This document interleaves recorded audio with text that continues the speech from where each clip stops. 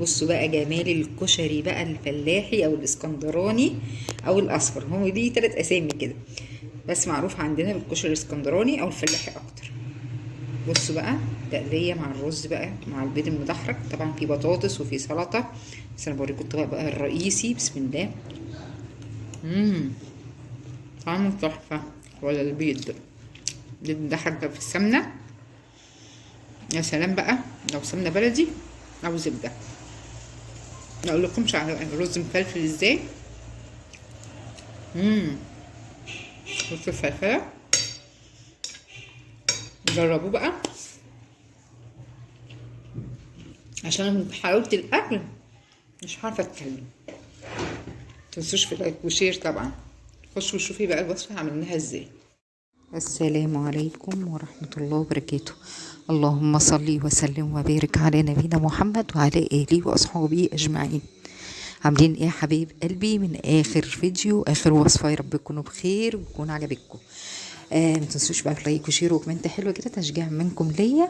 تعالوا بقى نعمل الوصفة بقى بتاعت النهاردة كده حلوة وجميلة، وهنعمل الكشري الاسكندراني او الكشري الفلاحي. بصوا بقى الوصفة دي حلوة جدا وجميلة، وهنحمر لها كده بصلايه، حط الزيت حلو، حمرت لها بصلايه كده، قليتها كويس، وكنت غسله الرز نقعاه وغسلاه ومصفياه، وانزل بيه على البصله كده اقلبه واشوحه واخد تشويحه حلوه كده. وانا برضو كنت جايبه نص كيلو هنا رز ماشي على البصلايه. عن نص كيلو رز جبت ربع كيلو عدس اصفر، نقيته برضو غسلته وصفيته. ادي كده الرز تشويحه مع البصله، وانزل على طول ايه بالعدس بتاعي اهو زي ما انتوا كده شايفين. لو انتي الرز بتاعك بياخد ميه زياده، لا نزلي الميه بقى، في الحاله دي نزلي الميه على الرز ياخد غلوه او غلوتين، وبعد كده تنزلي بالعدس.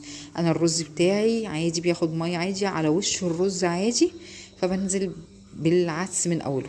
لو انت حطيتيه كده والرز بياخد ميه زياده هتزودي الميه، هتلاقي العدس معاكي عجن بقى عجينه في الرز. تمام، دي برضو خطوه قلت لازم اقولها لك.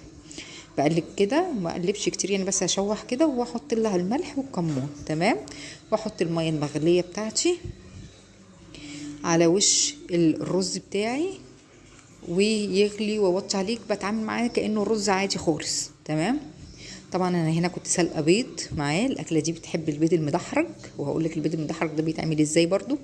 وكنت بسلق بطاطس، البطاطس اللي هي نازله مغرقه السوق الايام دي صغيره كده، فبسلقها وبقشرها وبقطعها وبديها بقى تحميره كده، بتبقى حلوه مسلوق طريه من جوه ومقرمشه من بره. هنا خلاص نزلت الميه كده يا حبيب قلبي اهو زي ما انتوا شايفين على الوش خالص اهو، والملح والكمون، واغطي عليها اول ما تغلي.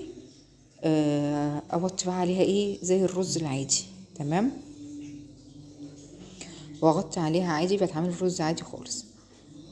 بس طبعا انا هنا هقللها بصلايه. في ناس بيعملوا الكشري الاسكندراني او الكشري الاصفر او الكشري الفلاحي، دي كذا اسم يعني، بيعملوا لها صلصه. انا الصراحه مش عايزه صلصه خالص خالص خالص، عايزه اكل حاجه خفيفه.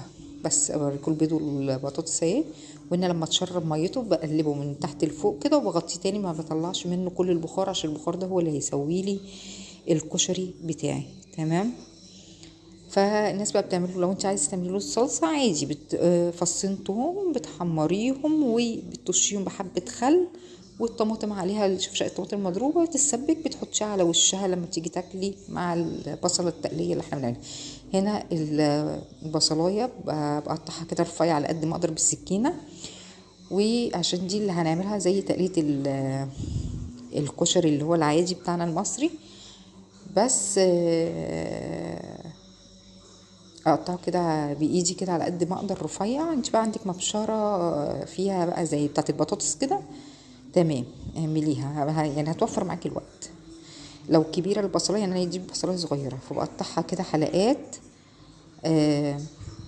مدوره. لو كبيره البصلايه كبيره اقسميها بالنص، وبرده قطعت رنشات كده.